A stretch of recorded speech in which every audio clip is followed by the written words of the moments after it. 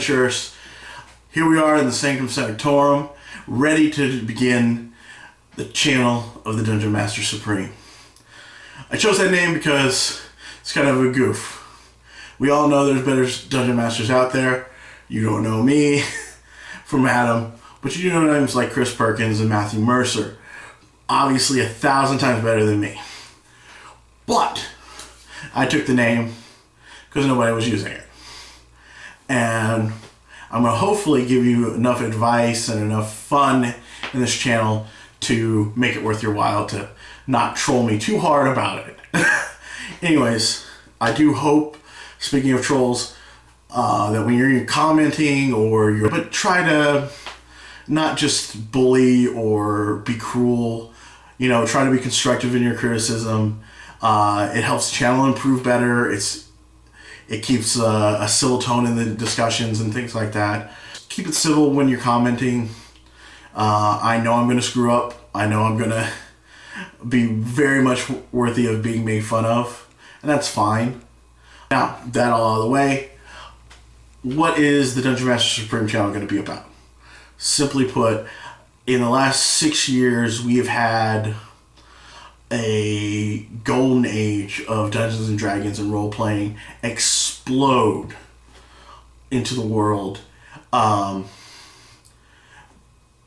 because of 5th edition Dungeons and Dragons.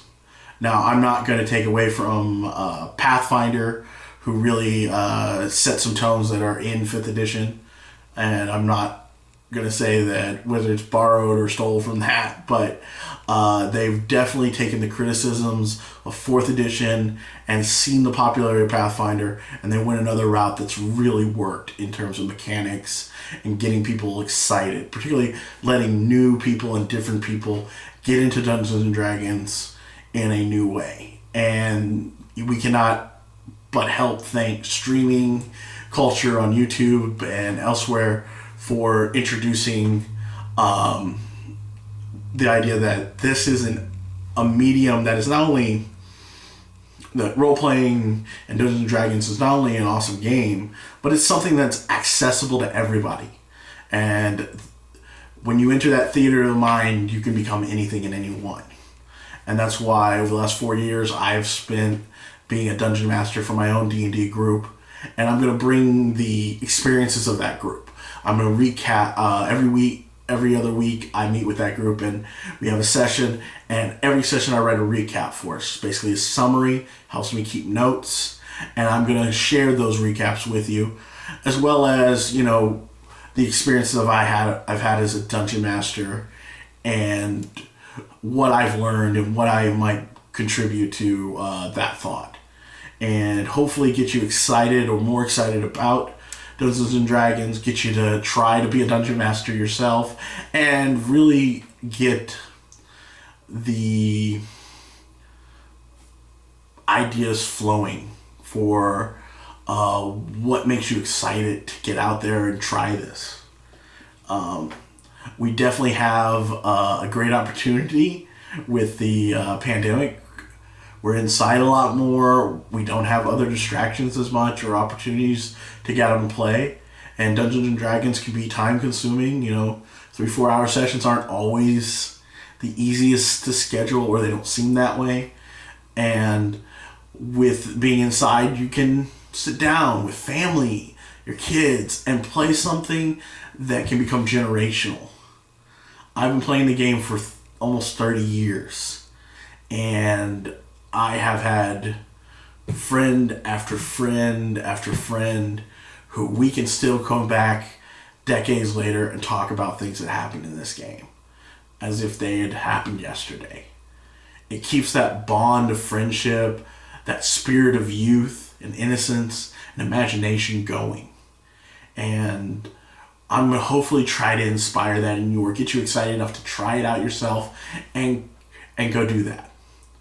Now, my adventuring group has mainly went into the Forgotten Realms and the Faerun setting. If you're expecting there's a lot of homebrew into it, but it's also a lot that's come out of the adventure modules and things like that from Wizard of the Coast and Dungeons and Dragons. They have been a huge inspiration. They are the people who are out there creating the new material for it.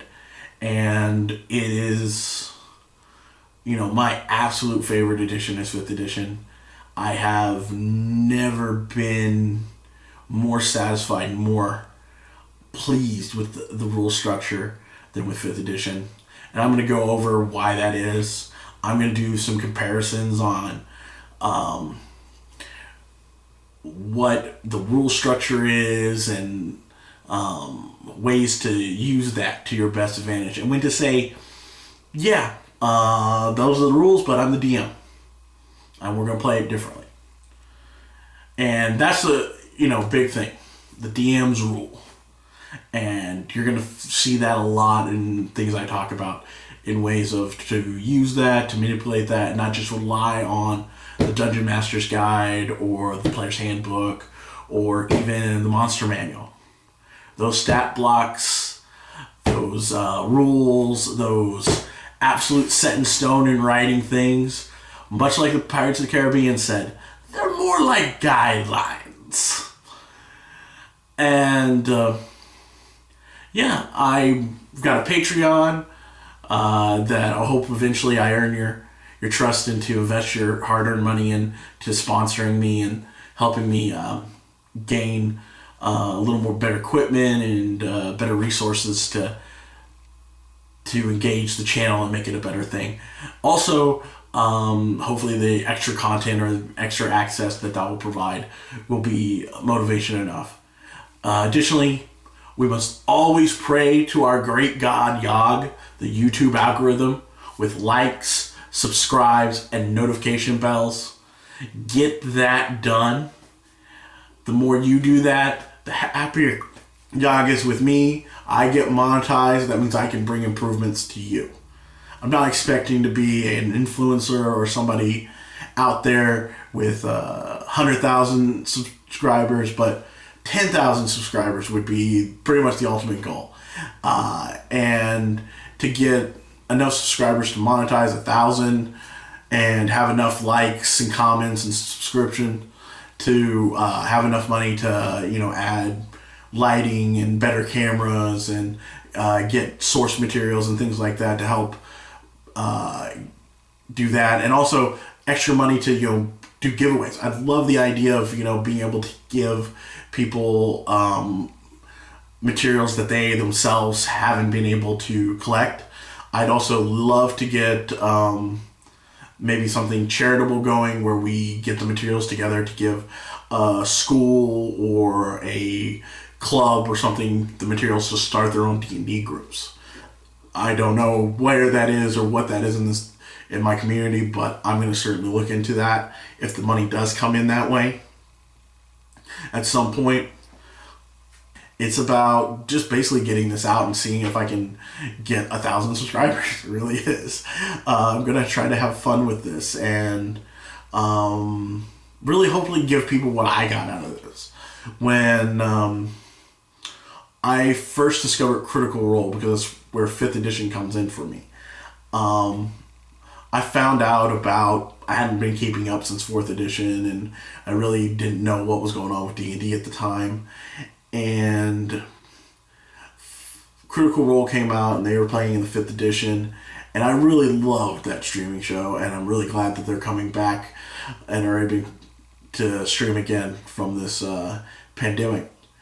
And they really helped me out of an emotionally dark place, and I thank them to this day. But it also got me interested in Dungeons & Dragons again, and I read through all the basic source material, the Dungeons Master's Guide, the Monster Manual, Player's Handbook, and I just fell in love again with Dungeons & Dragons. And I say this unashamedly, the best role-playing game there is. There is no other game that allows you the freedom and the imagination to come out and do what Dungeons & Dragons does. And you can argue that all you want, you're not going to convince me otherwise. I am dyed-in-the-wool Dungeons & Dragons. All hail Gary Gygax. I am in 100% on this. Now, like I said, Critical Role brought me in, and from that, I got, within 6 months, I had a full-blown adventuring group together of people I didn't really know. And I just knew them through other people, and we sat down and we started playing Dungeons and Dragons. And the amazing part was we kept playing Dungeons and Dragons. For anyone who has been playing Dungeons and Dragons prior to 5th edition, they know how hard it is to keep a group together for a year. How hard it is to keep the same campaign going and not have it break apart quickly and deteriorate into something and have to, just keep changing up and doing one-shots, or having it be different people at a game shop over and over again, being just kind of trying to play this character through with different DMs and different players and things like that. I know the agony of this. 5th edition has really opened up a new avenue for people to play. Not only do you have the ability to it'd be easier to be a DM in certain ways, but it's really shown people through the streaming culture that's come up how to be a DM and not make it as scary or off-putting. And people are taking that chance more and more and getting together. And then you have things like Roll20, Fantasy Grounds, and all D&D Beyond, helping people bring together their materials in an easy manner, connect through the internet, and play. Because some of the hardest part is making that schedule to get together, to physically get together. I prefer it. I'm pen and paper, D&D all the way, Theater of the Mind. That's some of my old school, just can't ever let go. But those avenues are there. And I'm going to talk about how I've kept a adventuring group together for 4 years. How we played a singular campaign based heavily on the Tyranny of Dragons adventure for 3 years. And we've started up over this last year a different campaign that is really kind of starting back in the starter kit with the Lost Mines of Foundland, or Foundadar. I'm going to mispronounce that. And that is something you're going to notice on this channel. I am horrible at pronunciation. You will help define what works, what is working, or how to better do it, and really give that out. And I hope to give you an idea of what works in an adventure, what works in being a DM, and how to keep a campaign going and be adaptable while being consistent. That is basically my promise, to give you the best I can to make sure that you enjoy the channel. The time you spend watching is worth your while, and that little effort to click those 3 things to keep Yogg happy, the like, the subscribe, and the bell, is worth your time. Just like others have inspired me, I hope to inspire you. Like I said, like, subscribe, hit that notification bell,